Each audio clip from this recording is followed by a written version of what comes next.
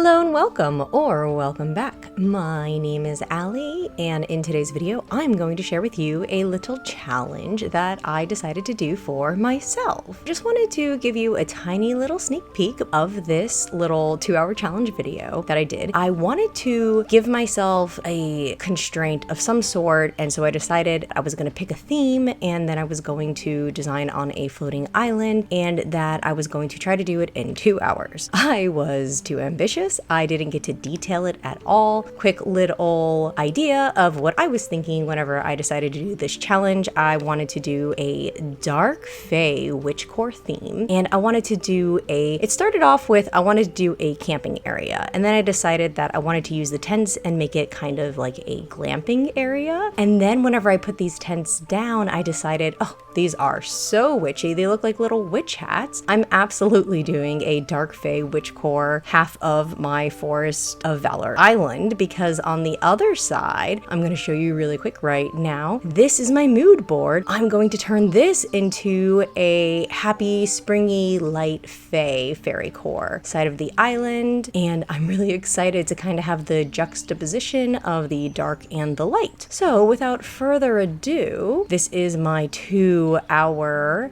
half of a floating island overly ambitious decorating that I didn't quite finish. I want you to see what I got done in 2 hours and how I did it.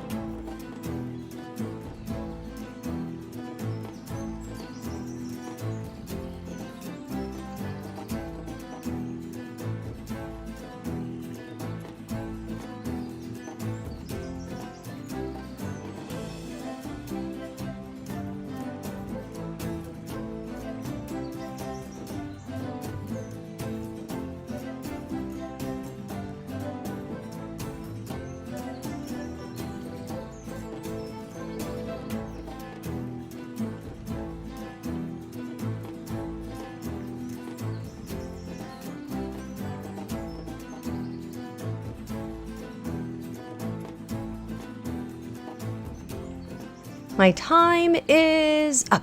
And this is everything that we got done in the 2 hours. I have my beautiful little glamping area over here, and we're gonna give it a nice little walk around, and I'll turn the camera. I am just gonna take my time. I wish that I could have done so much more, and I had to leave this area, much to my dismay. I don't like to leave an area that's not done, but I had to start on another area because of the time constraint. I just wanted to see how much I could get done and if I could force myself into decorating and figuring out the layout and placement of this many items, especially all the large items that we placed in here. And I really wish that I could have added so much more to this area, because normally I walk around an area and I decorate it from the back, but you can tell here that whenever you look forward, I didn't decorate it from this angle because I didn't have the chance, I didn't have the time to. This is how this area turned out. I love it. It's so beautiful. I can't wait to fill the table up with food and very cute Fairycore items that are quite Witchcore as well. It was really difficult for me to make it the mix of the two because everything felt either too witchy or too fairy, and so I just kept putting the items down and mixing them in, but I wanted each area to have almost its own distinct characteristic. So I wanted this area to feel like the area that the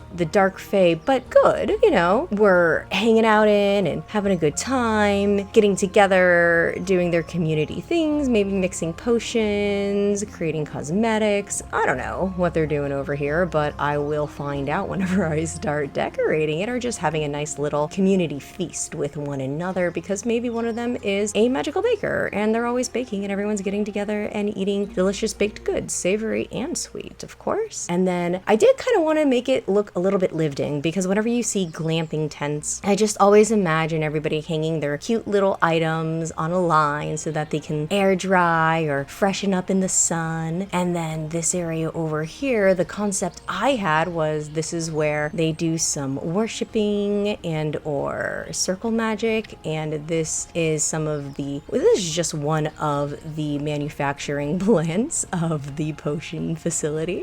So we're gonna go over here into the potion area, and this area is very witchy, and I want to bring a bit more fairy elements to it. I just didn't get the opportunity yet, so I'm gonna add some florals into here because right now it just feels dark. And then after I get the florals and gems and potions in and scrolls and books, which I'm gonna do right after this, but I really do like that I forced myself to come up with a layout, to come up with what items I'm gonna put where, because I'll deliberate for a long time and it's very hard for me to make up my mind. I'm very indecisive, but this forced me to be decisive, and I do enjoy that. I forced myself to do that because now I can do the fun part and just decorate, and I think I might try this again. So let me know in the comments below if you enjoyed this video and if you enjoyed the way that it turned out, and that you do want me to finish it and not just abandon this project. And that area over there is my mood board. Because I'm on the Switch, it takes me so long to scroll through everything and find the items that I'm looking for, so I placed everything over there because the 2-hour time limit was, I was concerned about it and I didn't finish, which is completely fine because I'm going to finish it still, because I do want to finish this island completely, corner to corner, you know, and once I get to that being complete, then I can start on another island. And I'm really hoping that in the future Game Loft gives us multiple islands, but we will see what happens there. And then this area over here, we have our 2 entrances, and then I'll go further back so you can see how I made this area look, but we have the root arch over here, and I did want to give it some really nice differentiation from the other areas and make this feel a little bit more foresty, very organic and natural. I didn't get to finish this area either. I don't have any sort of a pathway. I don't even have it decorated along the path. I don't have any lighting. I don't have any florals, but that's completely fine because I will soon. So this is what it looks like currently as it stands with my 2-hour time limit. I didn't even have time to put edges on Ursula's, the pond that I put her in, that little square of water, but I wanted to, so it was taking too long to find the pieces, and I couldn't even get them to line up right anyways. I just tossed down all these florals and I am going to just keep them the way they are. No, yeah, that actually is what happened. I take that back. I couldn't get it to line up because I had to angle it so that it would look attractive from back over here. I didn't like it tucked in too far, and I figured,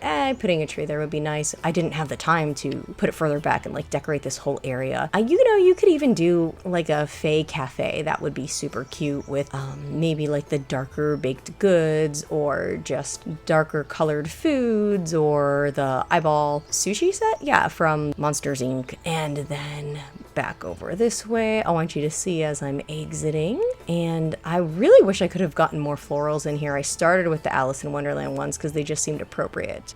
And that's what it looks like from over here. Not too dark from this angle. I don't know, I remember these root arches being so much darker, but is this glitched or is it just a different skin on it? Oh, that's interesting. Is this look different to you guys? But yeah, so this will be the area going into Ursula's area, but it doesn't look too dark and creepy and scary, so that whenever I have my light fairy area over in this area, you won't think, oh, that doesn't fit. So I'll make this blend in from this angle, and then from the other angle I'll make it look a little bit creepier. But I do like that it kind of has its own little entrance, and I want to tuck it in more. Maybe I'll move this wall a little bit. I'm not too sure, but this is the exact center point of the island. I decided to make it very obvious and keep it there forever. I'm just gonna leave this. I really like it there. I might end up putting just the well in the center because, I mean, that's a really good spot for the well. And that's all of the items back there. I think I'll do 2 hours for a quarter and then 2 hours for the other quarter because that would definitely be something that I could handle.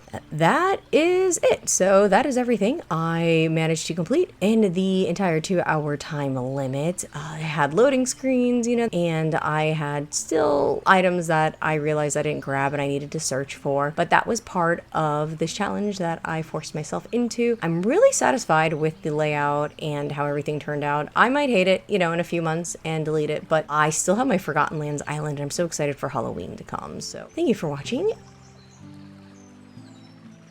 Here is the aerial view of everything. I know you saw it whenever I was building, but I know that everybody wants to see it at the end, the final. So that's how I have it. The root arch is over there. And then this is this actual center of the island because I have that. I'm going to leave it for whenever I'm decorating my other side. And then Ursula's area over here. I'm trying to go as slow as possible. Sorry about that. Sorry, it just highlights everything. There we go. So the Ursula area is over here.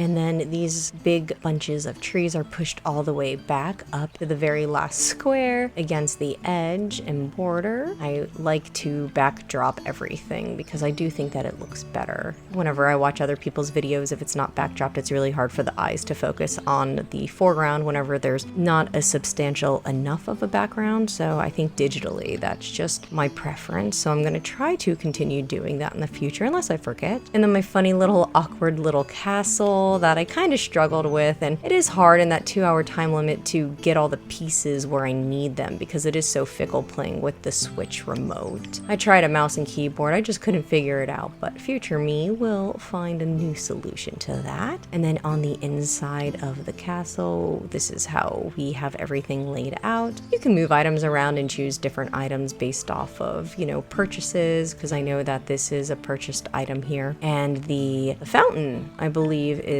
purchased and or from the Star Path, and I know that these are as well. You know, just if you're gonna use this, stick something else in there. I think that the cauldrons would look really cute over there as well, and I'll try to zoom back out nice and smoothly. All right, and then that's how everything looks over in this area.